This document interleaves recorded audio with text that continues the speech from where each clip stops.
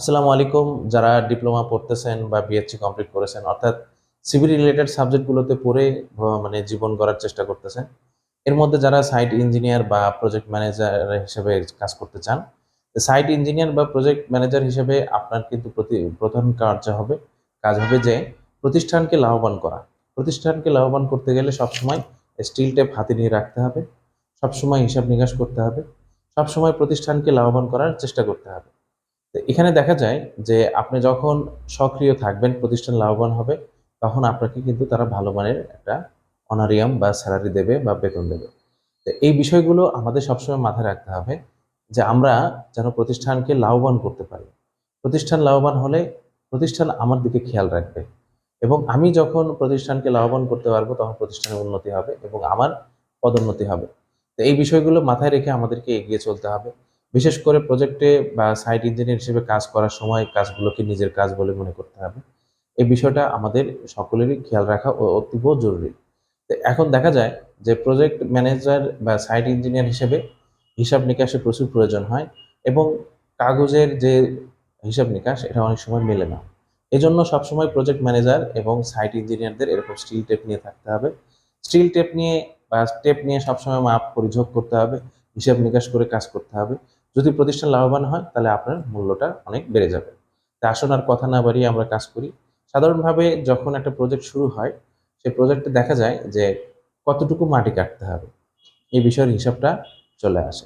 তো সেখানে দেখা যায় যে মাটি কাটার ক্ষেত্রে যখন ওই ফুটিং করা হয়, আইসোলেটেড ফুটিং, এটা দেখা যায় যে ফুটিংয়ের যে মাপ তার চেয়ে একটু বেশি মাপের করে খোঁড়া হয়, যে কারণে পরবর্তীতে দেখা যায় যে হিসাব মেলে না।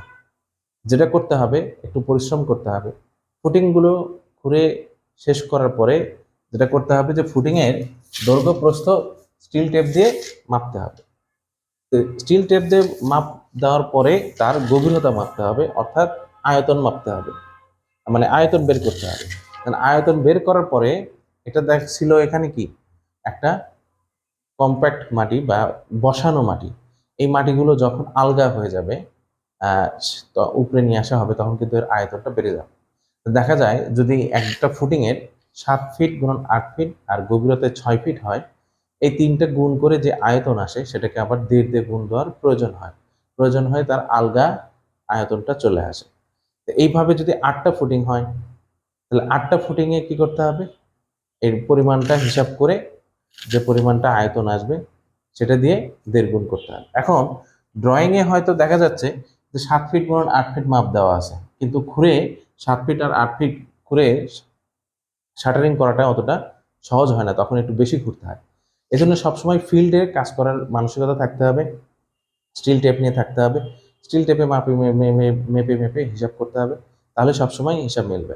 এখন এরকম যদি 8-10টা ফুটিং থাকে বা 20টা ফুটিং থাকে, এই ফুটিংগুলো সব ক্ষেত্রে পরিমাপ করে একটা ছোট নোট ডায়েরিতে লিখে রেখে সেটা পরে গিয়ে আবার হিসাবে বসতে হবে, এবং যে ফুটিংয়ের আয়তনটা আসবে সেটাকে 1.5 দিয়ে গুণ দিতে হবে।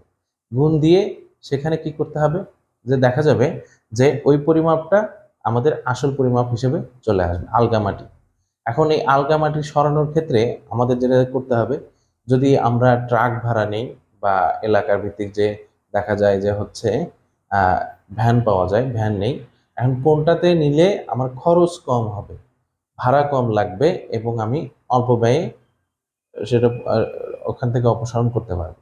এই বিষয়গুলো মাথায় রেখে প্রতিষ্ঠানের টাকা বাঁচিয়ে যদি কাজ করা যায়, তাহলে প্রতিষ্ঠান লাভবান হবে, প্রতিষ্ঠানও আপনাকে পদোন্নতি দেবে। সুতরাং এই বিষয়গুলো সবসময় মাথায় রাখতে হবে, নিজ দায়িত্ব সঠিকভাবে পালন করতে হবে। আমাদের এখান থেকে আমরা বিভিন্ন সাইট ইঞ্জিনিয়ার বা প্রজেক্ট ম্যানেজার নিয়োগ দিয়ে থাকি। আপনারা অনেকে হয়তো প্রজেক্টে লস খেয়ে বসে আছেন, কিন্তু কি কারণে লস খাচ্ছেন সেটা হয়তো বুঝতেছেন না। তো তারা আমাদের থেকে প্রজেক্ট বা সাইট ইঞ্জিনিয়ার নিতে পারেন। আর যারা হয়তো কোনো ইন্টার্নি করবেন, ডিপ্লোমা পাস করেছেন বা বিএসসি পাস করেছেন, ইন্টার্নি করবেন, চাকরির জন্য ঘোরাঘুরি করতেছেন, চাকরি হচ্ছে না, তাদের ক্ষেত্রে আমি অনুরোধ করব যে আপনি ফ্রেশ হলে কখনো কোনো প্রতিষ্ঠান নিতে চাইবে না, আপনার কিছু অভিজ্ঞতা, কিছু হিসাব নিকাশ, কিছু ফিল্ড অভিজ্ঞতা আপনার এটা প্রয়োজন হবে।